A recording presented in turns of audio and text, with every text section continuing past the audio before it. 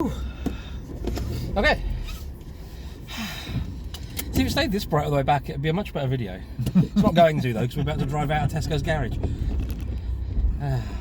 Right, so double bill time on a very cold, wet, miserable January night. Even though it wasn't night, it was 2 o'clock when we came in. So the first film we saw was Jojo Rabbit, which I was having some issues with because I think just because I hadn't eaten. I think purely because normally at 2 o'clock in the afternoon I've had breakfast and lunch and probably snacks, and I had had a biscuit to swallow a tablet with in the morning. That was it. And so I did kinda uncontrollably doze and drift off, like I was just and there was nothing I could do about it. But I don't think I missed loads, and I did thoroughly still enjoy the film. I thought it was class. It's kind of not style-wise like anything I could compare it to. Maybe Inglourious Bastards, but only in as much as they are both fictional World War II stories. I mean, the premise of Jojo Rabbit is sort of a kind of black comedy take on Anne Frank.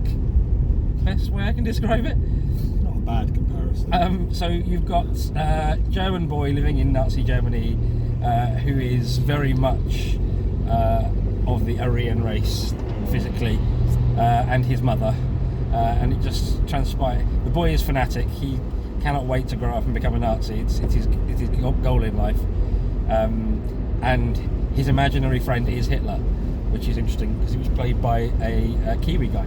So, and he's also a bit crazy. I mean, he's the big comedy character, which isn't something you get to say about Hitler very often. I just thought it was really funny, and it's weird because describing it, it feels like what I'm saying ought to be tasteless, but it didn't feel that way at all. I think, because obviously I've been seeing some comments on some of the posts from when we tagged it earlier. Yeah. If you go on the trailer, you get the impression that it is very much a comedy movie. Yeah, it's not that either, though. No, and a lot of people, I think, probably their opinions whether you want to go and see it or not is shaped by that. Whether you think, like you were saying just now, oh my god, they're doing a comedy movie about Adolf Hitler, it's going to be an absolute car crash, or yes, it's a comedy movie about Adolf Hitler, it'll be the funniest thing ever because you like that sort of humour, or you like irreverence, or that sort of stuff. Still not that. Yeah, I think either way, if you go in with either of those attitudes, you will be not necessarily disappointed, but you will have your expectations thoroughly turned on their head, because it is literally none of that. Yes, it's a very funny movie. We were genuinely laughing out loud at we can't tell you what. It's better if you go and see it. Yes. We can't tell you what was funny. But for me personally, because I was saying this to Paul on the way out afterwards, it's a very important movie because we are, and being quite political, quite tuned in for a second, so bear with us. We are moving to the point now where there will, if there isn't already, very soon be no one left alive who remembers the reality of World War II and what people were fighting and what things were like. So you need movies like this to keep that story going. But yeah, it's an absolutely brilliant movie. It is absolutely one of those art house movies that isn't art house, that tells a really important story while being incredibly entertaining and incredibly funny at the same time. Brilliantly well acted. Some very nice touches in it as well in terms of how they frame certain scenes. They're very much not going for the easy emotional wins or anything like that. It's just almost kind of leaving the story up to you to make your mind up about. But yeah, definitely one of my top films so far. I think it's going to be quite difficult to beat that movie for what's to come. You were going to say top films this year, weren't you? I was, because I think it is, even though it is literally 10 days in. Yes, the middle of January. We've seen like 2 films. Yeah. and I genuinely think this one will be a hard one to beat for all of the films to come. Well, based on some of the coming soon trailers we saw, yeah, you may be right. I don't know. I can't actually think what's coming this year as well. I suspect, just looking ahead, a film for me this year is going to be Wonder Woman 84. We'll see. Anyway, so yes, we both thoroughly enjoyed Jojo Rabbit. Wonder Woman. Oh, Don't know what Wonder Woman is. I thought you said one woman. Yeah, so we like Jojo Rabbit a lot. We did. But weirdly, even though I liked it that much, not the sort of film I'm busting to see again. I don't think it's the kind of film. It's not that sort of film. No. It's fun. It's beautifully done. One thing I did find interesting was actually Jojo Rabbit is kind of the main character. That's not his real name, but that's the story. Rebel Wilson is amazing in this film. I kind of, she's Marmite for me. I either find she's brilliant or terrible. I think that's just the roles she takes rather than her. But in this, you will never think of the line, "Here, go give that American a hug," the same way ever again. There's a big shoe motif in this film as well. Yes. There's lots of shoe moments, and one of them is absolutely a gut wrench. So we can't tell you any more. Can't tell you any more than that. Huge spoiler. But just watch the shoes. Yeah, didn't think I'd say that when I woke up this morning. But yeah, really enjoyed. Love Jojo Rabbit. But that's what I was saying. His friend, very not Aryan, but still Hitler fanatic. Yes. The one that kind of looked like a baby Nick Frost. Yes. The dark-haired tubby boy. Dark-haired tubby pale boy.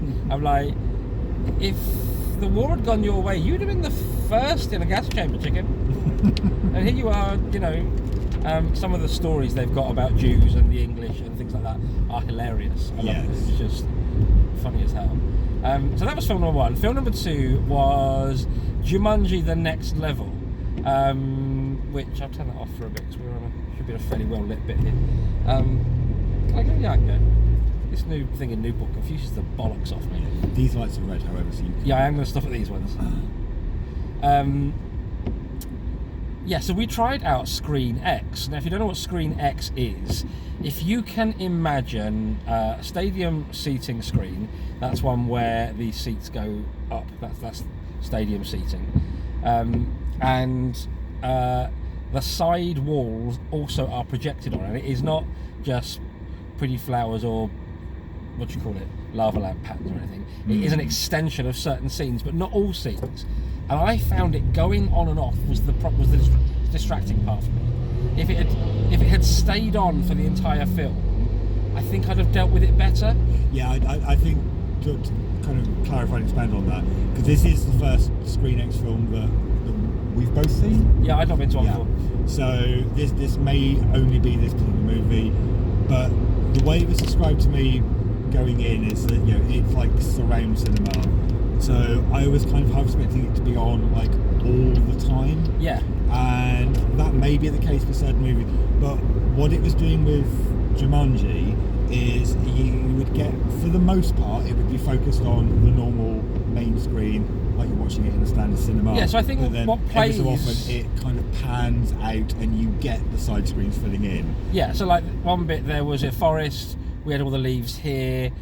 If one of the characters should still be in shot, they kind of fudged it so the character was still there. I noticed a lot of the time it was kind of just like a still where they'd taken it out from later or earlier in the same scene, so it looked kind of right. There was one bit where it was Karen Gillan, and she's supposed to be doing a running jump. Now she's not actually in the main shot, which is the middle screen as it always is at that point, but she would have been in the periphery. So they had this kind of, and it was only because I think you're not meant to look at it. I think you're just kind of meant to look at the screen that you would normally look at and just let it be your peripheral vision. But I looked at it, and it was very clearly a sort of very, I mean, given it was Jumanji and the content, it kind of worked, but very video gamey character animation of Karen Gillan. So that was a bit, yeah, weird. but it's just, I mean, it's a fairly typical sequel in it's more of the same. You know some of the rules, that it's bigger, better, blah blah blah blah blah. They do some nods to the original one as well, where there are some scenes or some scenarios that are basically lifted from the first movie. Obviously, they put a different twist on it because it's. And then there are also nods back to the very first movie, and as you would expect with something like this that makes the money it does, the very clear setup for another one should they wish. But I thought it was nice. I thought it was fun. I thought it was nice because it's not just the same 4 people back in the same game. You have other characters this time around, so it's in the trailer, so it's not a spoiler. But you have Danny DeVito and Danny Glover's characters in the game. So it was interesting, and they and then across the course of the game, the main 4 actors also play are avatars for different out-of-game characters. So actually you get to see like Jack Black being 2 different people and Dwayne Johnson being 2 different people. But yeah, I mean, I enjoyed it. I liked it a lot. Again, it's not busted to see it again or anything. The only thing I did think, and this is not relevant to anybody else really, but on Christmas Eve we were looking to go and see a Christmas film at the cinema. This would have been perfect. And this would have been perfect because it's set in its own time scale at Christmas, so the start and end out of game sequences are Christmas themed, and we couldn't find anything on it. The only thing we could find was Jumanji. Oh, we don't want to see that, it's not going to be a Christmas film.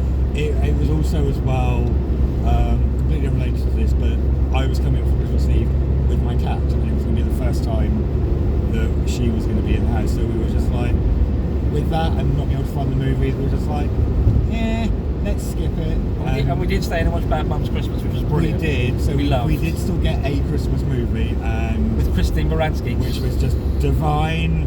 I can recommend it. It's not normally my kind of movie, so Christine, well done. Yeah, but watch it. You only watch, if you watch Christmas films not at Christmas, you're a dick. Basically, that's my opinion. I watched very first time I watched Scrooge because everyone had raved about it. I watched it in July, thought it was terrible, didn't watch it for 10, 12 years, watched it on Christmas Eve. I think it's lovely. So there was a couple of solid films that are a lot of fun.